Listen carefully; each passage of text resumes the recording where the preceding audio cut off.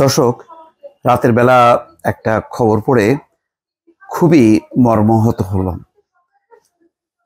হলাম এই কারণে যে এটা দেশটার মান সম্মানটা নষ্ট হলো, ভাবমূর্তি ক্ষুণ্ণ হলো। আর এমন একটা দেশের সামনে বাংলাদেশকে উপস্থাপন করা হলো এত খারাপভাবে, যে দেশটার উপরে বহু বাংলাদেশের শ্রমজীবী মানুষ সেখানে কাজ করে। দেশটা হচ্ছে মালয়েশিয়ার। আর ঘটনা হলো, মালয়েশিয়ার একজন শিক্ষার্থী বাংলাদেশে এসে একটি কৃষি বিশ্ববিদ্যালয়ে তিনি ভর্তি হয়েছেন, পড়াশোনা করছিলেন, কিন্তু শিক্ষকের কাছে যৌন হয়রানির তিনি শিকার হয়েছেন। ভীত সন্ত্রস্ত হয়ে তিনি দেশ ছেড়েছেন, কিন্তু তার আগে তিনি অভিযোগ করে গেছেন। কি দুর্ভাগ্য! অর্থাৎ তিনি মনে করছেন যে তার আরো বড় ক্ষতি হতে পারে, সেই কারণে তিনি আর ভরসা পাননি, তিনি দেশ ছেড়ে চলে গেছেন। বাংলাদেশ ছাড়লেন মালয়েশিয়ান শিক্ষার্থী, শিক্ষকের বিরুদ্ধে যৌন হয়রানির অভিযোগ। মালয়েশিয়া থেকে বাংলাদেশে পড়তে এসেছিলেন এক তরুণী, ভর্তি হন বাংলাদেশ কৃষি বিশ্ববিদ্যালয় ভেটেরিনারি মেডিসিন বিভাগে। তিনি কৃষি অর্থনীতি বিভাগের অধ্যাপক হারুনুর রশিদের বিরুদ্ধে যৌন হয়রানির গুরুতর অভিযোগ তোলেন।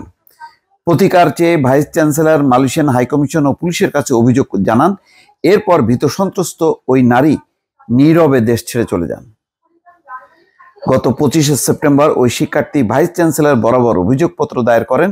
ওই শিক্ষার্থী এতটাই ভীত ছিলেন যে বিষয়টি গোপন করে দেশে চলে যাওয়ার জন্য সহযোগিতা কামনা করেন। তিনি লেখেন, হারুনুর রশিদ তার প্রতিবেশী ছিলেন। তিনি আমার বাড়িতে ওয়ার্ড টাইমে অর্থাৎ অসময়ে প্রবেশ করেন এবং যৌন হয়রানি করেন। এই নারী শিক্ষার্থী বলেন, তিনি পূর্ব থেকেই আমাকে অপ্রয়োজনীয় মেসেজ করতেন।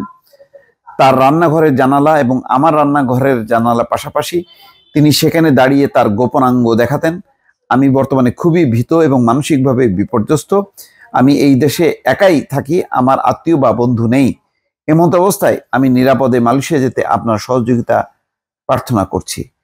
তিনি আরো উল্লেখ করেন, অভিযোগ দায়ের না করার জন্য হুমকি পর্যন্ত দেন অধ্যাপক হারুনুর রশিদ। হয়রানির অভিযোগ আনা এই নারী শিক্ষার্থী শনিবার ভোরে দেশে পৌঁছান বলে জানায় বিশ্ববিদ্যালয় প্রশাসন। একই বিষয়ে প্রতিকার চেয়ে তিনি ময়মনসিংহ সদর থানা পুলিশ, মালয়েশিয়া হাইকমিশনে অভিযোগ করেছেন। এরপর ওই শিক্ষকের বিরুদ্ধে আনা অভিযোগের পরিপ্রেক্ষিতে বিশ্ববিদ্যালয় কর্তৃপক্ষ 5 সদস্যের তদন্ত কমিটি গঠন করেছে। আগামী সপ্তাহের মধ্যে ওই কমিটিকে প্রতিবেদন জমা দিতে বলা হয়েছে।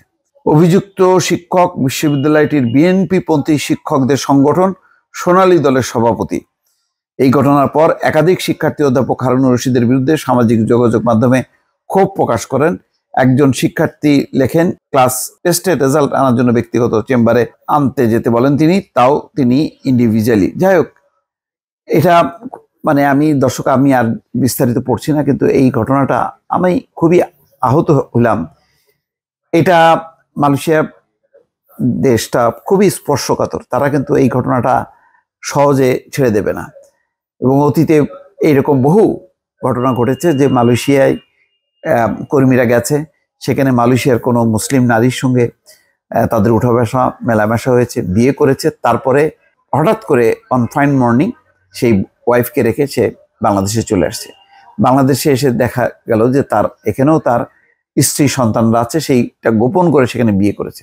এইসব কারণে মালয়েশিয়া কর্তৃপক্ষ এক পর্যায়ে এমন সিদ্ধান্ত নিয়েছে যে মালয়েশিয়ার কোনো নারী বাংলাদেশি কাউকে বিয়ে করতে পারবে না। এরকম নানা রকম ভাবে বিব্রতকর পরিস্থিতির মধ্যে পড়তে হয়েছে বাংলাদেশকে, এবং বাংলাদেশের ভাবমূর্তি প্রশ্নের সম্মুখীন হয়েছে।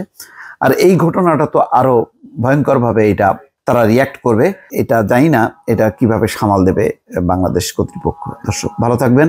আল্লাহ হাফেজ।